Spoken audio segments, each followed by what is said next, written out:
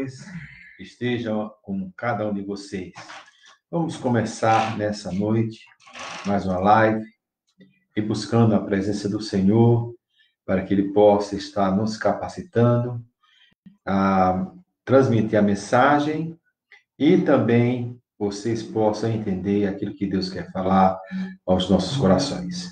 Oremos. Deus querido, te agradecemos por esse privilégio que nós estamos tendo de estar propagando as boas novas de salvação. Capacita a tua serva, Denise, na transmissão da palavra, e aos ouvintes, ó Pai, que estarão escutando, possam reter essa palavra em seus corações. Em teu nome, eu agradeço para sempre. Amém. Irmãos, João 10:10 diz o seguinte: eu vim para que tenham vida e tenham em abundância.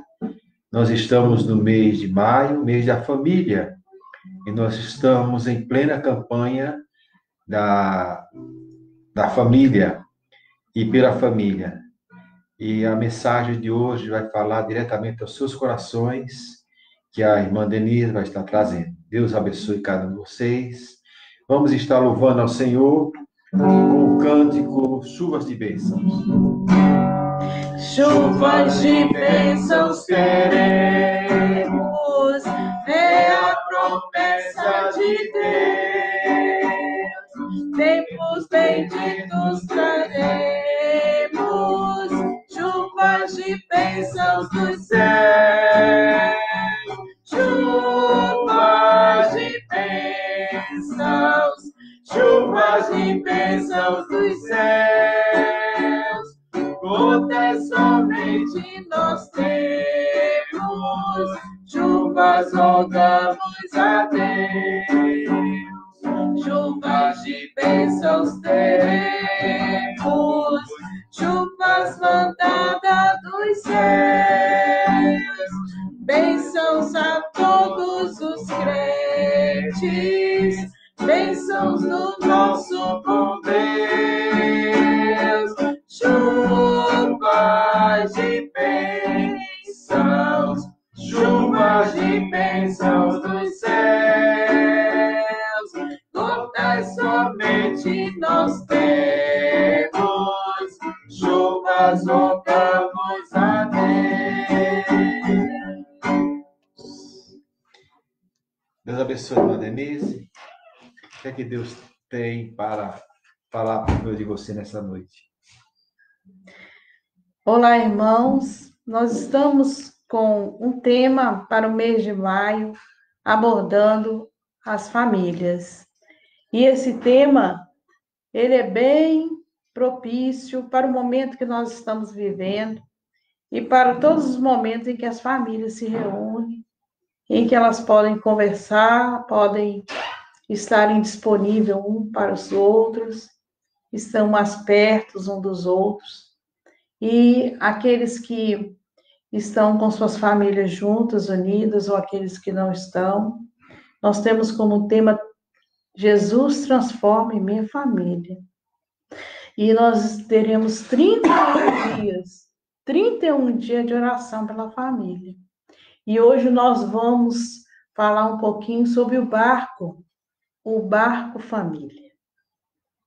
E nós vamos fazer uma leitura agora da palavra do Senhor no livro de Atos. Eu vou ler alguns versículos, que a leitura é muito grande, muito extensa. Eu vou fazer essa leitura numa linguagem mais contemporânea. E eu gostaria que os irmãos tivessem aí espírito de oração pela sua família, que pudéssemos juntos poder entender, poder entregar ao Senhor aquilo que Ele tem para cada um de nós nessa noite e, consequentemente, todos aqueles que fazem parte da nossa família. Atos, capítulo 27.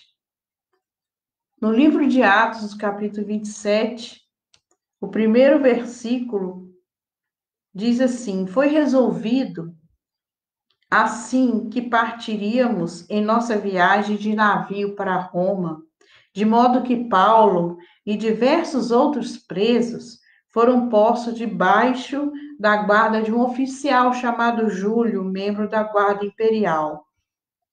Partimos num barco com destino à Grécia, o qual deveria fazer várias escalas ao longo da costa turca. Devo acrescentar que Aristarco, um grego de Tessalônica, estava conosco. No outro dia, quando chegamos em Sidom, Júlio foi muito bondoso com Paulo e permitiu que ele descesse em terra para visitar amigos e receber os cuidados dele. Dali embarcamos e encontramos ventos contrários, que tornaram difíceis conservar o navio na rota, de modo que navegamos ao norte, entre a ilha e a terra firme. Versículo 7. Tivemos diversos dias de navegação difícil, e por fim nos aproximamos de Quínido. Porém, os ventos haviam ficado muito fortes, de modo que atravessamos para Creta, passando o porto de Salmona. Versículo 10. Senhores, disse ele, eu acho que vamos ter dificuldades pela frente se prosseguirmos. Talvez naufrágio, perda da carga, prejuízos e morte. Mas os oficiais responsáveis pelos presos deram mais ouvido ao capitão e ao proprietário do navio do que Paulo. E já que bons portos eram uma enseada aberta, um lugar ruim para passar o inverno, a maioria da tripulação aconselhou que deveríamos tentar avançar até a costa de Fenícia, a fim de passarmos o inverno ali. Fenícia era uma boa enseada com abertura para o noroeste e sudoeste. Versículos 14. Porém, logo depois disso, o tempo mudou de repente, e um forte vento, com a força de um furacão, colheu o navio e empurrou para o mar. Eles tentaram, a princípio, virar a proa para a praia, mas não puderam, de modo que desistiram e deixaram o navio ser levado pela ventania. O versículo 20. A terrível tempestade rugiu sem diminuir, nada durante muitos dias, não nos deixando ver o sol, nem as estrelas, até que finalmente toda esperança acabou. Ninguém tinha comido por um longo tempo, mas Paulo finalmente se levantou no meio da tripulação e disse: homens, vocês deveriam ter dado ouvidos em primeiro lugar e não ter deixado bons portos. Teriam evitado todo esse prejuízo e toda essa perda. Mas tenham ânimo. Nenhum de nós perderá a vida, somente o navio afundará. Porque essa noite, um anjo de Deus, a quem eu sirvo, se pôs ao meu lado e me disse: não tenhas medo, Paulo, porque você sem falta será julgado diante de César. E o que é mais? Deus concedeu o seu pedido e salvará a vida de vocês, de todos os que navegam com você. Portanto, tenham coragem, porque eu creio em Deus. Será exatamente como ele disse, mas iremos naufragar numa ilha. Então, irmãos, até aqui nós encerramos a nossa leitura e nós gostaríamos que o irmão acompanhasse, então, a nossa meditação dessa noite, que vai nos lembrar um pouco a respeito daquilo que a gente está vivenciando, daquilo que a gente vivencia nos dias atuais em todas as famílias. O texto, ele nos ensina a olhar para a família e imaginar a família num barco, com os mares calmos e, de repente, com os mares bastante agitados. No entanto, é preciso observar à volta os sinais que o mar e o clima oferecem para uma viagem bem segura. Nem sempre o que parece bom tempo é o fato de fato o momento de levantar a âncora. Veja a seguir os resultados alcançados pela vaidade e pela escolha errada, mas também veja as intervenções de Deus. Então, essa mensagem tem como subtítulo, dizendo assim: 5 resultados da escolha errada. Primeiro, é a aparente segurança.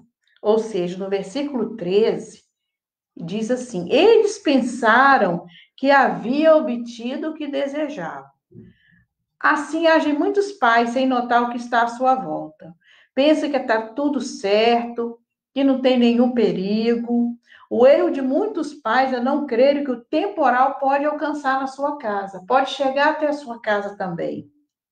E muitos, sem depender de Deus, sem ter o temor a Deus, sem colocar Deus dentro do seu lar, eles ficam vaidosos, não oram, não buscam a Deus, não vão ao templo, não vão à igreja, não fazem o culto doméstico, não buscam a direção de Deus sobre as decisões da família, pensa que está tudo bem. E para muitos pais, o resumo do sucesso é apenas uma aprovação na faculdade, no concurso, é a vida financeira dos filhos bem, se eles estão seguindo carreira. Essa vaidade pode levar a família a muitas surpresas em alto mar. O segundo resultado da escolha errada é o perigo pode estar bem próximo, segundo o versículo 14, que diz assim: pouco tempo desencadeou-se um vento muito forte. Ninguém esperava que isso acontecesse. Muitas coisas nós não esperamos que aconteça. Quando os marujos pensavam que estava tudo calmo, o texto afirma que pouco tempo depois veio uma grande ventania. E vocês sabem como é vento forte. Todos já devem ter passado por essa experiência. Não houve demora. O que parecia calmaria deu lugar a uma grande tormenta. Assim ocorre com as famílias vaidosas. As famílias que não colocam Deus na sua vida, na sua família. Pode ser o casamento de um filho com problema. Pode ser a droga que entrou para a família sem ser convidada, através de um membro da família, drogado, ou um filho que decidiu abandonar o seio da família, não morar mais com a família, ou decidiu não ir mais para a igreja. Pode ser uma tempestade forte que agora exige da família uma ação mais cuidadosa para não perder os passageiros desse barco. Então, Deus sempre avisa antes. Ele envia as advertências. Ele avisa os perigos que estão para acontecer. E o terceiro resultado de uma escolha errada é a impotência que nós temos diante de uma grande tempestade. Lá no versículo 15 diz assim: cessamos as manobras e ficamos à deriva. O fato de fazerem manobras era uma tentativa humana de controlar a situação. Porém, sem êxito, sem resultado, os marujos notaram que não podiam fazer mais nada, porque diante de tal reconhecimento, eles ficaram realmente à deriva, sem saber o que fazer. Ficar à deriva no mar é como dizer que não consegue reagir. Há famílias que, infelizmente, só percebem que toda tentativa de autoajuda, sem a presença de Deus, sem colocar Deus em primeiro lugar, foi quando não encontram mais saída para o problema. E é exatamente aqui que o Senhor coloca em prova a sua fidelidade a Ele. Mas é triste notar que nós, humanos, só percebemos a nossa fragilidade depois que nós fracassamos. E o quarto resultado de uma escolha errada na nossa família é o prejuízo que a gente vê na tempestade. Os versículos 18 e 19 falam assim: no dia seguinte, sendo violentamente castigados pela tempestade, começaram a lançar fora a carga. No terceiro dia, lançaram fora com as próprias mãos a armação do navio. Depois de violentamente castigados, os marujos entenderam que era necessário lançar peso fora. O momento mais difícil nessa viagem é ter que lançar fora os bens e ainda com as suas próprias mãos. Como família, às vezes é preciso avaliar qual é o peso que está impedindo de vencer o vendaval. Toda família deve lançar fora coisas que atrapalham. Por exemplo, o orgulho, a ambição, a arrogância, o egoísmo, ou talvez a necessidade de se humilhar para crescer. Mas o fato é que quando a família não atenta para as placas de advertência, para aquilo que Deus quer falar para eles, ela pode enfrentar grande prejuízo, e em muitos casos isso é necessário, pois é aí que compreendemos que nós temos que perder para poder ganhar. E o último resultado de uma escolha errada é exatamente a desesperança que fala no versículo 20. Finalmente, perdemos toda a esperança.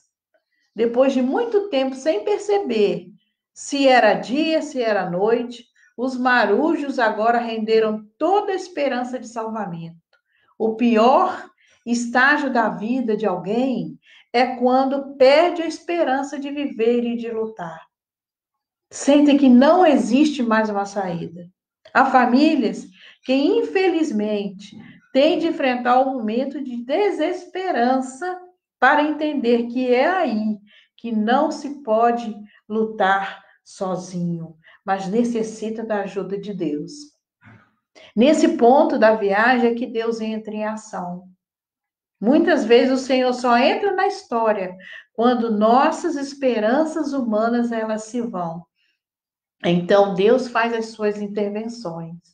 E quais são as intervenções de Deus? Como é que Deus vai agir? Em primeiro lugar, Deus orienta que os marujos deveriam ter coragem. Coragem diante daquela situação, diante de Deus. Famílias em tempestade devem ouvir a voz do Senhor. Quando ele diz, tenham coragem, coragem para lutar, para resistir, para orar e buscar em Deus a esperança. Essa é uma orientação, uma intervenção de Deus. Tenham coragem, famílias, de enfrentar a dor, a luta, a perda, o desemprego, a desesperança, a falta de fé. Em segundo lugar, Deus orienta que os marujos deveriam permanecer no barco.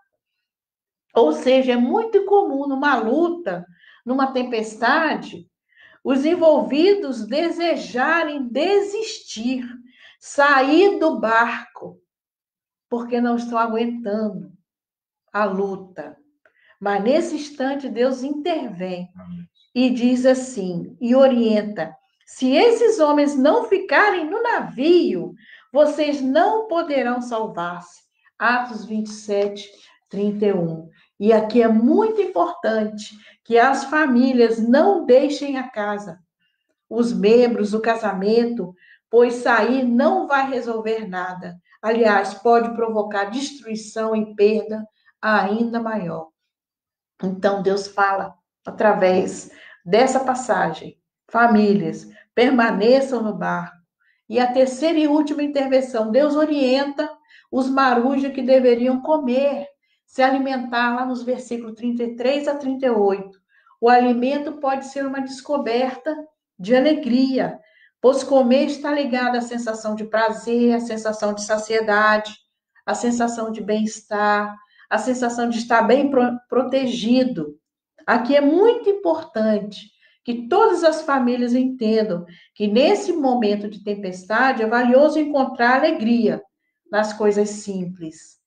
Comer pode ser comparado também à alegria de ler a palavra do Senhor, de encontrar alegria nas Escrituras, conhecer que Ele está no controle de todas as coisas, conhece o nosso sofrimento, conhece a nossa luta, conhece o nosso problema, pois seu próprio Filho Jesus, ele sofreu por amor aos seus servos. E concluindo, depois de percorrermos a trajetória dessa viagem, nesse barco, e esse barco é a nossa família, que parece que foi a pique, naufragou, o que dizer?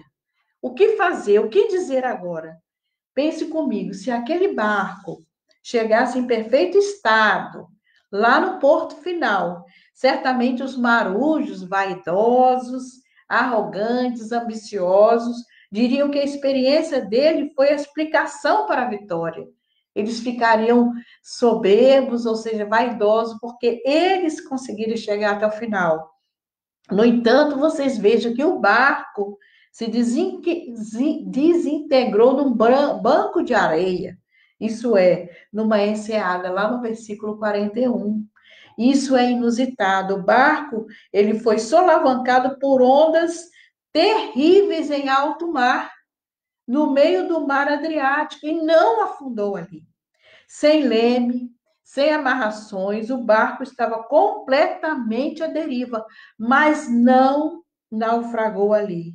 Deus já havia dito aos marujos, por intermédio do nosso apóstolo Paulo, que nenhum perderia sua vida, pois apenas o navio seria destruído. Deus estava cuidando de cada vida a bordo. Isso significa que as tempestades que enfrentamos não vão nos destruir, mas que certamente perderemos nossos pontos de apoios humanos e nossa vaidade. O Senhor afundou o navio, mas preservou a vida deles. Deus está nos dizendo que, junto com o naufrágio, também naufragaram o orgulho, a prepotência, a vaidade e a independência dele, porque ele somente era depender do Senhor. Nossa família necessita de Deus para conduzir o barco e nunca tentar conduzir sozinhos. Que Deus possa abençoar cada um de vocês. Que Deus possa abençoar cada família. E que cada um possa entrar nesse barco, mas junto com o Senhor, enfrentando todas as dificuldades, os desafios que uma família tem nos dias de hoje. Que Deus possa abençoar todos vocês. Amém. Que Deus abençoe todas as famílias nesse mês e que essa palavra que Deus colocou na boca da Denise, minha esposa, possa ter ressonância no seio da sua casa. Quero agradecer ao pastor Ademar e Rosimeire Lima, lá nos Estados Unidos, lá no norte. Eu não sei bem como pronuncia o nome, Massachusetts, se me fala a memória, eles moram lá. Que Deus possa abençoar. Vocês estão nos escutando, nós estamos orando por vocês, a sua família está bem aqui, e Deus possa continuar nos abençoando e nos conservando em paz. Amém. Deus abençoe a todos que estão nos escutando. Tem mais alguém aí nos escutando, Denise?